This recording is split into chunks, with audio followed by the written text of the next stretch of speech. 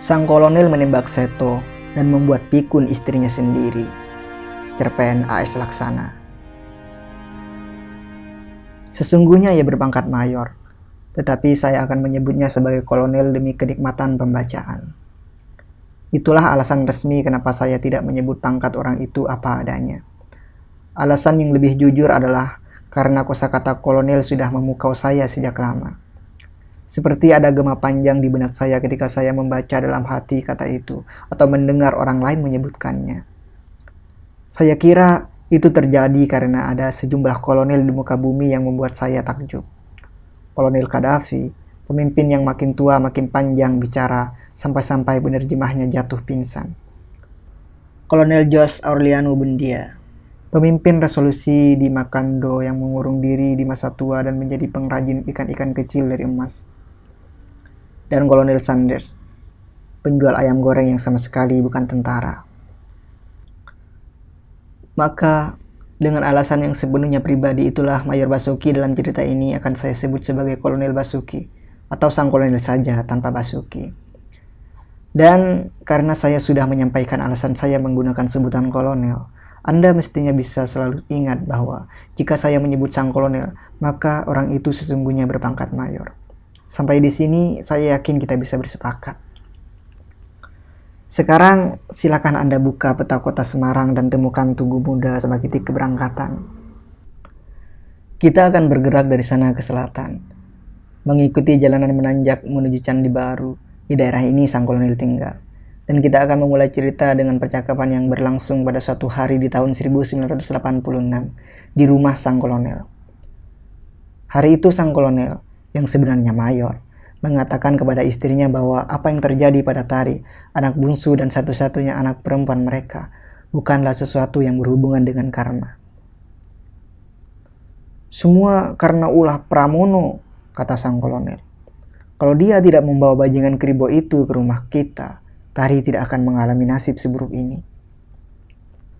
Sang kolonel tidak suka pada kosakata karma yang sering diulang-ulang oleh istrinya. Ia merasa perempuan itu sedang menghujat atau, paling tidak, menyindir kedekatannya dengan perempuan Kaligarang yang beberapa tahun lalu menjadikan hubungan mereka berkobar sengit. Sementara itu, istrinya tidak suka pada sebutan bajingan yang keluar dari mulut sang kolonel. Bagaimanapun, kata istrinya, si keribo itu ayah dari cucu mereka dan sampai sekarang Tari terus menunggu kedatangannya. Kau sendirilah yang memintanya tinggal di rumah ini, kata perempuan itu. Dan kau sebut apapun dia, kalau bukan karena karma tak mungkin dia datang ke rumah kita. Mereka membicarakan Seto. Anda tahu, pemuda keribo yang pernah menyelamatkan Pramono, anak kedua mereka, dari keroyokan para kroco dan kemudian mengantarnya pulang. Di depan sang kolonel, Seto menceritakan kejadian sesuai yang diwanti-wantikan Pramono sepanjang perjalanan. Karena itu, sang kolonel tidak pernah tahu bahwa anaknya dikeroyok para kroco hingga lebam karena berniat kabur dari losmen tanpa membayar pelacur yang ditidurinya. Selebihnya, Seto menjawab pertanyaan-pertanyaan mengenai dirinya secara jujur sesuai versinya sendiri. Di antaranya adalah fakta bahwa ia diusir dari rumah oleh ayahnya dan sekarang tidak punya tempat tinggal. "Tinggallah di sini kalau begitu," kata sang kolonel. Seto berterima kasih dan sejak itu ia tinggal di rumah sang kolonel, menempati kamar belakang yang diapit oleh gudang dan kamar pembantu. Pagi-pagi ia mencuci mobil sang kolonel. Malam hari ia menemani Pramono kelayapan. Beberapa bulan kemudian ia meninggalkan rumah tersebut, meninggalkan benih di rahim Tari dan secari kertas berisi puisi. Tari berubah sejak itu. Ia enggan berangkat sekolah dan malas keluar kamar. Ketika kandungannya memasuki bulan keempat dan ujian kenaikan kelas tinggal 6 minggu lagi, siswi kelas 1 SMA itu mulai menunjukkan tabiat seperti anggota fanatik sebuah sekte. Ia benar-benar mengurung diri di dalam kamar dan membaca berulang-ulang puisi yang dibuat oleh Seto untuknya.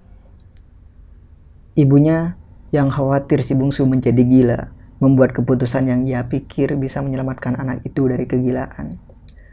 Ia menyuruh pembantu yang mengantarkan makanan ke kamar Tari untuk mencari kertas yang dibaca anaknya kapan saja ada kesempatan. dan si pembantu berhasil. Pada Kamis sore ia menyerahkan kertas kumal yang dicurinya dari kamar Tari kepada istri sang kolonel. Namun upaya pencurian itu tak membawa hasil sebagaimana yang dibayangkan. Tanpa kertas puisinya, Tari kian fanatik memendam diri. Ia mengunci pintu kamarnya pada hari Jumat dan membaca puisi seperti orang mengaji seharian kendati tak ada kertas di tangannya. Sang kolonel mendobrak pintu kamar anaknya pada malam Sabtu setelah istrinya melaporkan, dengan mata sembab dan kalimat tersendat-sendat, bahwa Tari mengunci diri dan tak mengizinkan siapapun masuk ke kamarnya. Tari yang sedang mengaji puisi tidak terkejut sedikitpun ketika pintu kamarnya berderak jebol. Pada hari Minggu pagi, sang kolonel mendatangkan tukang kayu untuk memperbaiki pintu. Pemilik kamar terus berpuisi selama tukang itu bekerja.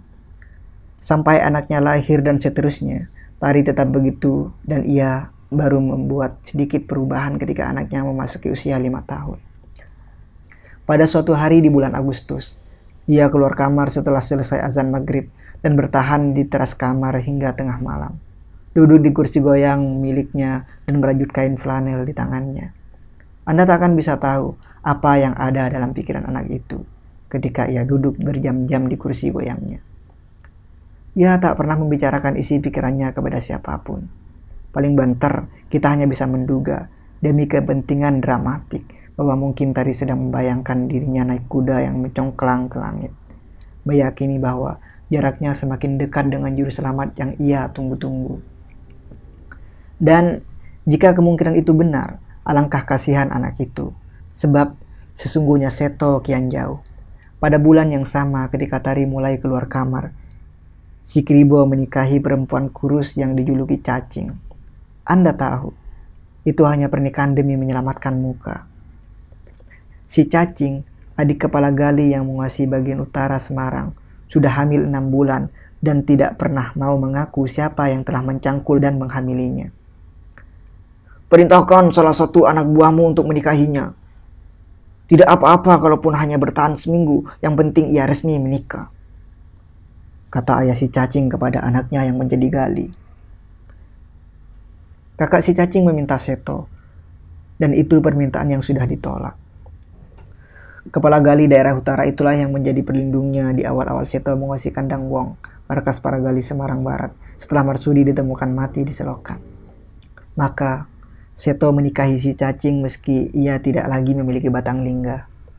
Perangkat itu yang membuat Tari hamil telah dipotong 3 tahun sebelumnya pada dini hari di dekat kuburan oleh dua algojo suran sang kolonel yang selama berbulan-bulan melacak jejak Seto.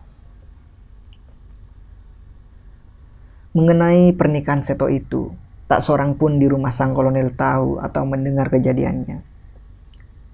Saya kira itu sebabnya kenapa istri sang kolonel sesekali masih mendesak suaminya agar menemui Seto, bahkan sampai bertahun-tahun setelah si Kribo tertembak mati dan membawanya pulang demi keberesan Tari. Namun, sang kolonel memiliki gagasan yang berbeda tentang cara menyembuhkan anak bungsunya.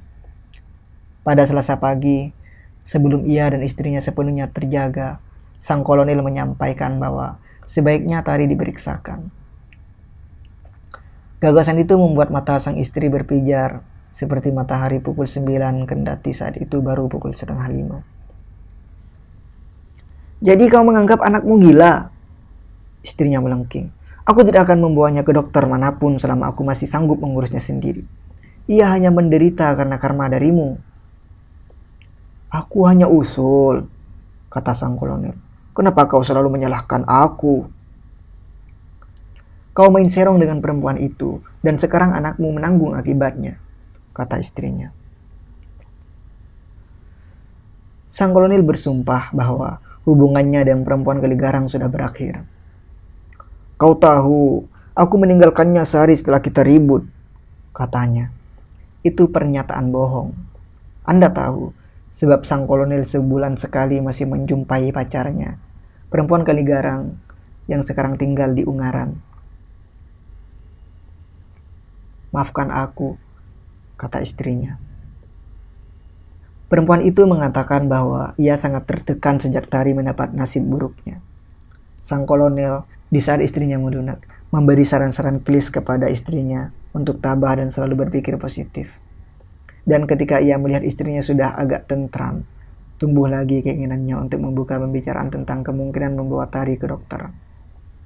Kali ini dengan cara yang agak melingkar. Ia mula-mula menyampaikan rasa kasihannya kepada Tari. Menurutnya, tidak mungkin anak bungsunya itu dibiarkan menunggangi kursi goyang seharian. Menusuk-nusuk kain flanel untuk membuat kru stick dengan gambar perahu atau gunung dan membongkarnya lagi setelah gambar itu jadi. Kurasa tidak baik jika ia terus begitu, kata sang kolonel. Jadi menurutku ia tetap perlu diperiksakan. Menanggapi perkataan suaminya, sang istri tetap mengatakan di tengah isak yang belum reda seluruhnya, bahwa itu juga kesalahan sang kolonel. Kau juga yang memberikan hadiah kursi goyang itu di hari ulang tahunnya, katanya. Karena aku kasihan ia duduk seharian di kursi biasa, kata sang kolonel. Jika kita membawanya ke dokter, semua orang akan menganggap anak kita gila, kata istrinya. Lebih baik kau temui Seto dan bawa ia kemari. Bajangan itu tak pernah bisa aku temui sejak ia meninggalkan rumah ini, kata sang kolonel. Itu pernyataan yang sama bohongnya dengan sumpah sang kolonel tentang perempuan Kaligarang. 2 tahun sebelum pagi itu, kira-kira 6 bulan sebelum dilangsungkannya pembantaian terhadap para Gali pada tahun 1984, sang kolonel sudah pernah menemui Seto di kandang Wong. Ia mencabut pistol dari pinggangnya dan mengerahkan moncong senjata tersebut dekat sekali ke kepala Seto. Sampaikan salam saya untuk Tari, seandainya hari ini saya mati, kata Seto. Sampaikan maaf saya kepada ibu dan seluruh keluarga. Sampaikan rasa cinta saya kepada anak yang dilahirkan oleh Tari. Sampaikan.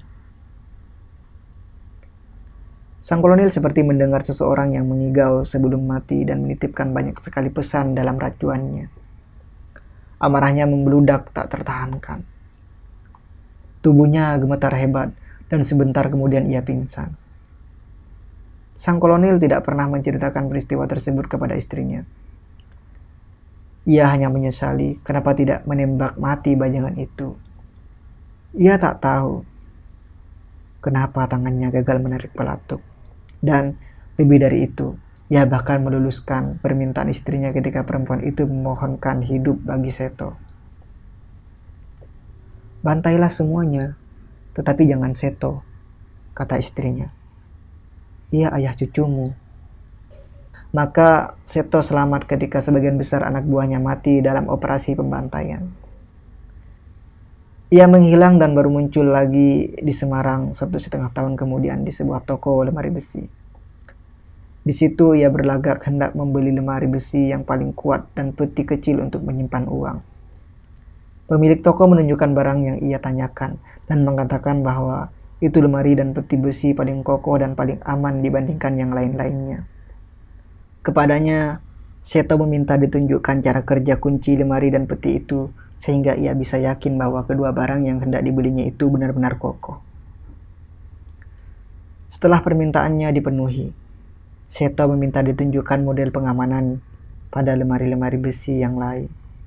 Dan ia kemudian membuat kesimpulan.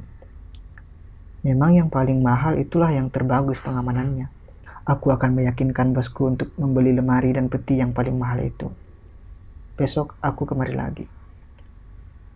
Ia keluar dari toko itu dan tidak pernah kembali pada hari berikutnya atau kapanpun. Ia justru muncul lagi di pabrik kunci dan gembok dan diterima bekerja di sana. Di antara teman-teman sepabriknya, ada satu orang yang terdengar sangat takabur dan mengakui bahwa ia sanggup membongkar kunci apa saja. Katanya, ia telah menolong banyak orang di kampungnya dan orang-orang di kampung sebelah yang kehilangan kunci lemari atau kunci rumah. Kepada orang itu, Seto mengatakan bahwa kelihatannya mereka bisa bekerja sama. Istri Seto tampak lebih tentram sejak suaminya bekerja seperti orang-orang lain. Berangkat pagi, pulang sore, dan menerima gaji yang tidak besar di akhir bulan. Di luar jam kerjanya di pabrik, Seto menghabiskan waktu di kamar untuk menekuni segala jenis kunci dan gembok. Lihatlah, ia menghadapi kunci dan gembok seperti anak sekolah menghadapi kertas ulangan. Si cacing merasa kehidupan sedang berjalan menuju normal. Di mata perempuan itu, suaminya tampak mulai menyukai rutin dan keajekan. Dan itu sungguh perubahan yang besar. Dan si cacing keliru. Seto memang sedang berubah, namun bukan untuk menjadi buruh pabrik. Dari buku Bagaimana Para Detektif Bekerja yang ia beli suatu sore sepulang dari pabrik, Seto menjadi tahu bagaimana tidak membuat kesalahan yang biasa dilakukan oleh para penjahat ulung. Kini ia menjadi orang yang sangat berhati-hati dan penuh pertimbangan. Ia mempertimbangkan segala hal, termasuk bagaimana melatih sikap tenang jika kelak ia menjalankan apa yang ia rencanakan. Sebuah buku lain, Tata Rias dalam Perfilman, yang ia pungut dari rak toko buku beberapa saat sebelum toko itu tutup, memberinya gagasan tentang pemalihan rupa. Untuk mudahnya, kita sebut saja bahwa ia mencuri buku tersebut karena ingin menjadi dasamuka. Menurutnya, jika orang memiliki 10 wajah, ia niscaya bisa melakukan apa saja lebih leluasa dan tak akan ada orang lain yang bisa mengenali wajah aslinya. Sebab esok hari ia sudah berwajah lain. Atau mungkin tiap hari ia bisa menampilkan wajah yang berbeda. Sehingga orang yang ia temui kemarin tak bisa mengenalinya hari ini. Dan yang ia temui hari ini tak akan mengenalinya besok. Dan seterusnya. Dan Seto mulai mewujudkan gagasan tersebut dengan memotong rambut kribonya. Dan selanjutnya berusaha mendapatkan dengan segala cara beberapa model rambut palsu untuk ia kenakan berganti-ganti. Kelak dengan bantuan 2 orang, yakni temannya di pabrik yang mampu membongkar semua jenis kunci dan seorang pria artis yang sudah jarang mendapatkan pekerjaan, Seto menjalankan aksinya untuk membongkar berbagai lemari besi dan peti uang. Sepanjang karirnya sebagai pembobol, ia berhasil membongkar 14 lemari besi, mengeruk isi 12 peti uang, dan mengumpulkan sekitar 230 juta yang sebagian ia habiskan untuk berfoya-foya dan merias wajahnya. Ia mati dalam rupa pedagang barang rongsokan, 5 hari menjelang ulang tahun ke-10 anak tari. Sang kolonel menembaknya pada sebuah petang, tepat di jidat, ketika kepala Seto menyembul dari balik tembok belakang rumah. Anda tahu, Seto tidak berniat menggarong di rumah sang kolonel. Ia hanya merasakan dorongan kuat untuk datang lagi hari itu ke rumah sang kolonel, menjenguk Tari dan anaknya. Namun, ia tidak memiliki keberanian untuk mengetuk pintu depan. Begitu kepalanya menyembul, ia menyaksikan Tari menunggangi kursi goyang di teras kamar, dan anaknya berlari-lari pecicilan di pekarangan. Dan ia terpaku beberapa saat oleh pemandangan itu. Pada saat yang bersamaan, istri sang kolonel hendak menutup jendela kamarnya, dan ia terkesiap menyaksikan sebutir kepala menyembul dari balik tembok belakang.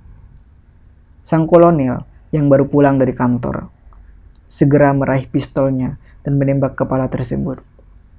Sampai datang mobil jenazah yang membawa mayat Seto ke rumah sakit, dan mungkin sampai bertahun-tahun kemudian, sang kolonel tetap menyangka bahwa petang itu ia menembak seorang pemulung yang berniat menggarong rumahnya. Tari terus menunggang kursi goyangnya, dan istri sang kolonel menjadi tampak pikun di usia 55. Ia semakin sering mendesak suaminya agar menemui Seto dan membawanya pulang demi anak bungsu mereka.